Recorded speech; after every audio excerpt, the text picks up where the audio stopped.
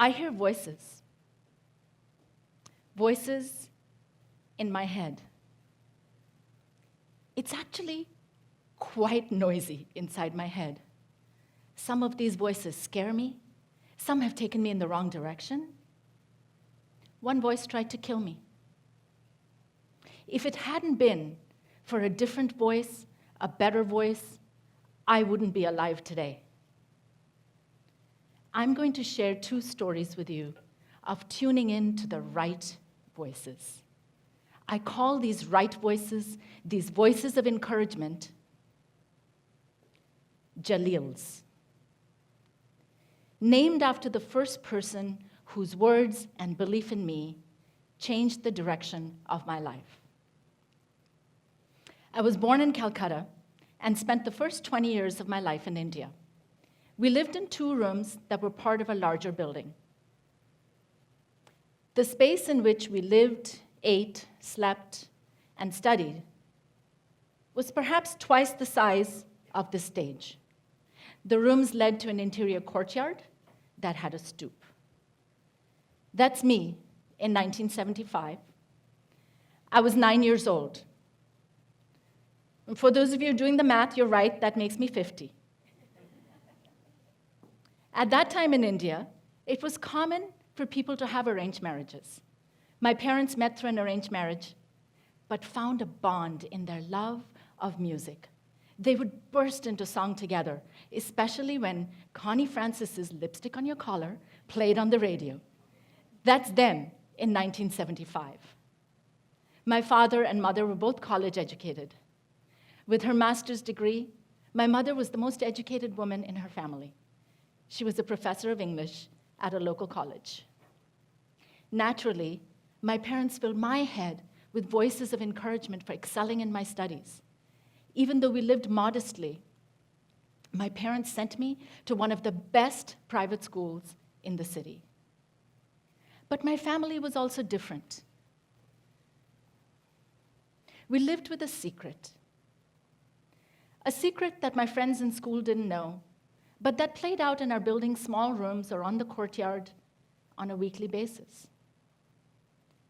What wasn't a secret was my mother's cooking. I can still smell my favorite chicken do piazza, a dish my mom made only for special occasions. She would take 2 pounds of chicken and 2 pounds of onion. She'd cut them up with the kitchen knife that was slightly larger than a paring knife. This knife was rusty in spots. Its edges had become jagged from cutting through chicken bones. You could say it wasn't the sharpest knife in the drawer. But at 2 p.m., on a 100-degree day in April, that knife wasn't being used to make our next meal. I went and dug that knife out of the kitchen drawer, walked to the stoop, and held it to my neck. My back was against the wall. I could feel the roughness of the stucco through my thin cotton dress. Sweat was dripping from my forehead onto the knife. The backs of my knees were also wet with sweat. My toes were curled up on my white flip-flops with blue straps. The knife's jagged metal caught against the skin of my throat. I stood there and I listened to a voice that tempted me to push that knife further into my throat and end my life. Why? Every evening, as the clock hands neared 6 p.m., I'd find myself tensing up at the thought of my dad coming home from work with whatever mood the day's events had created. Some days, my dad came home in a good mood, with his arms filled with treats from the roadside vendors. But at least once a week, my dad's mood was a dark storm. One night, I was helping my mom in the kitchen when my dad stormed in. He grabbed her by the back of her blouse. The blouse was an aquamarine color like cool water, but there was nothing cool in the way it ripped in multiple directions. He then yanked her up, dragged her onto the stoop, all the while screaming and shouting as to why she had served him a dinner that wasn't warm enough. And my mom kept screaming, "Mat maro, chhod do! Don't hit me. Don't do this." And a voice in my head said, This will never end. There is no hope. If the knife did its job, I wouldn't have to witness these weekly beatings.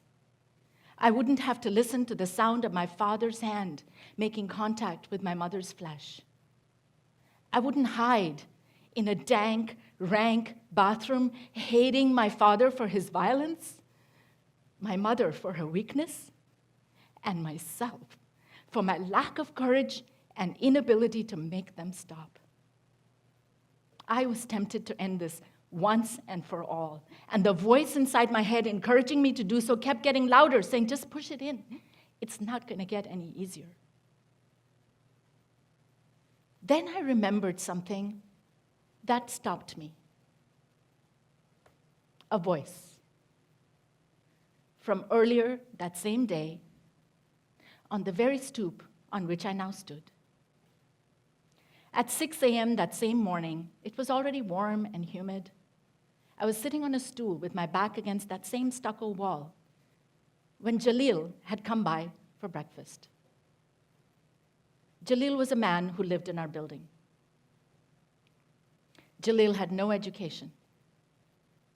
Jalil worked in the factory so he could send a small sum of money every month to his wife and son back in his village. Jalil occupied only a small space in our building, but played a huge part in my life. That morning, Jalil had fetched 3 buckets of water from the community water pipe for my mom. And in turn, my mom had given him a loaf of white bread and hot tea for breakfast. I sat on the stoop studying.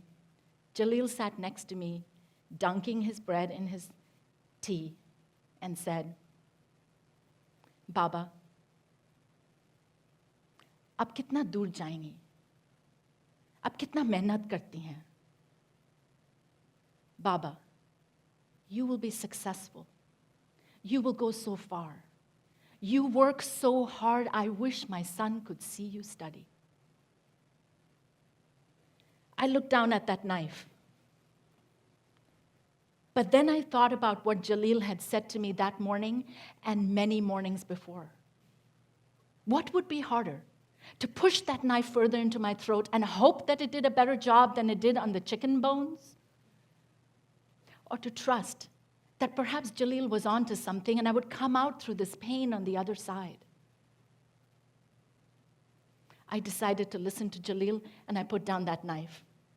That steamy April afternoon, I allowed Jalil's voice to triumph over the din of all the other voices inside my head. I wish I had a picture of Jalil so I could show you what he looked like.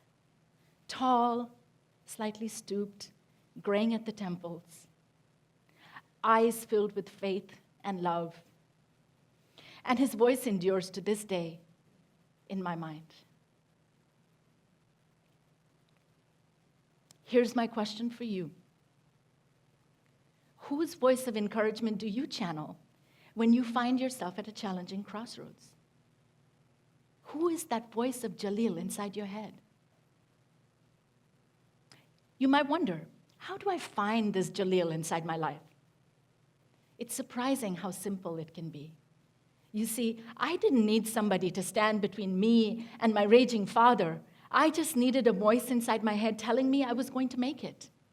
I'm not sure why Jalil's voice made it past my guard that afternoon, but it did. Was it the heat, my sense of helplessness, or the certainty in his voice? Here's a first step for opening up the possibility of a Jalil in your life. Breathe.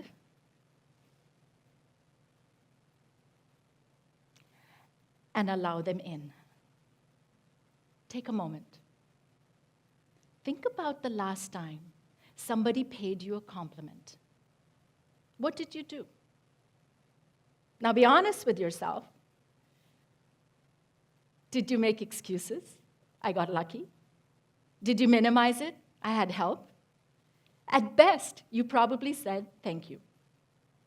Now compare your response to compliments with your response to criticism. What did you do the last time somebody said something negative? You wanted to know more. You asked questions. You even ask for specific examples. It's almost like you want to stockpile negative voices inside your head. So if you want to channel a voice of encouragement, you have to let it in when it comes knocking. And ask questions. Ask for specific examples. I might say, I'm glad that workshop was helpful to you. What about it was helpful? What did I do or say that helped you learn? Listen for your Jaleel. There are Jaleels everywhere, but sometimes we don't know how to hear them, or we don't want to hear them. So the first step is to allow them in. And the more advanced step, when you're ready for it, is to believe them. To allow for the possibility that what they're saying might actually be true. My second story takes place in the United States. I came to Smith College with $750 and 2 suitcases. And after graduating from college, I sent out 180 job applications and was finally offered a position at Microsoft. 11,000 miles from that stoop in Kolkata, and 15 years after I'd chosen to show up for life, I was excited to show up to work as a programmer. A year went by. October 31st, 1991, Halloween. I went to work, channeling my inner punk, hairspray painted pink, thick eyeliner, and lots of black and silver. And on this very day, I dressed up to have a good time. Fear came and found me again. My manager had asked me to write some specific code that he and my peers would review for quality. The review meeting was scheduled at 4 p.m. At 2 p.m., my manager called me into his office and said, I took a look at your code ahead of time and I've canceled the meeting. The quality of your code is not up to par, and going through this review is just going to be an embarrassment to you. Leaving work early that day was easy. Coming back the next day was the issue. I was humiliated, shamed. I had failed, and simply showing up to work the next day wasn't going to make me a better coder.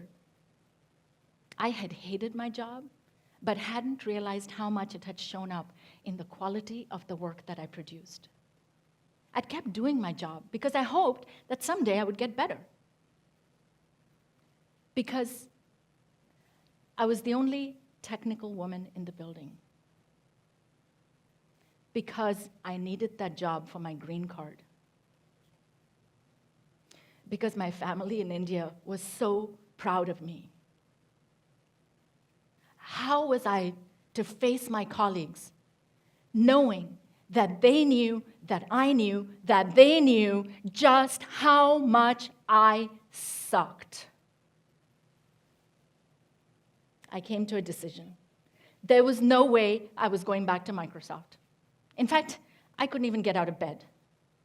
There was no Jaleel to pick me up. By then, Jaleel had died in Calcutta.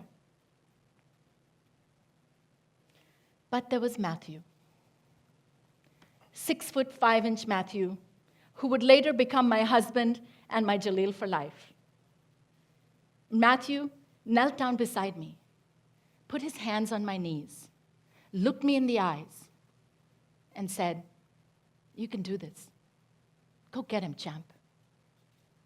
Heart pounding, palms sweating, I showed up to work the next day with Matthew's voice inside my head. My manager and I talked. We recognized that coding wasn't my calling. Fortunately, there were many other technical positions that were an option. Within a month, I had work that kept me productive and happy. I learned that failure is an opportunity to expand your definition of success. I could have held on to improving at coding, and maybe I would have gotten there. Instead, by falling flat on my face and getting up, I helped build software used by millions of people around the world. I won patents in computer science, and I managed organizations. Many years later, I was on a panel of fellow professionals at a conference. The one thing we all had in common, we hated our first jobs and had nearly gotten fired. doubt, criticism, failure. This is why we need the voices of Jalils inside our heads. Research shows that for every one negative comment, it takes 5 positive comments in order for us to feel healthy and balanced.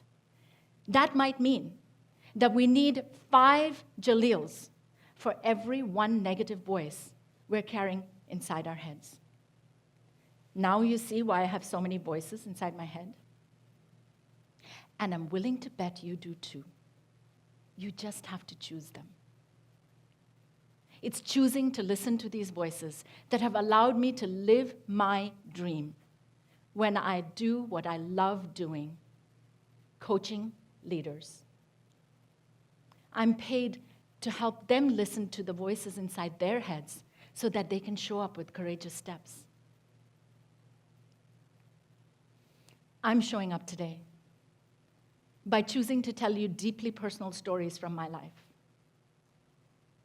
And when I show up, I'm reminded of my mother's loving voice, of her sacrifices and her broken dreams. Yet she showed up every day. How can I do any less? Alzheimer's has wiped out most of my mother's memories of these past events that I've shared with you today. And here's my older son, Zarif, feeding her, being her Jalil. So I choose to show up because of my mother. I also choose to show up because Jalil's voice is inside my head, gently encouraging me. And I choose to show up because my husband, Matthew, is cheering me on. Right now,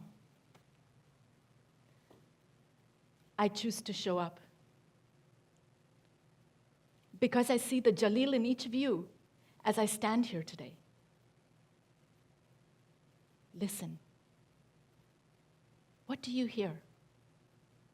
Not in this room, but inside your head. Do you have your own Jalil just waiting to be heard? As you learn to channel the voices of encouragement inside your heads and step into your own acts of courage, may 1,000 Jalils cheer you on. You can do this. Go get him, champ. Thank you.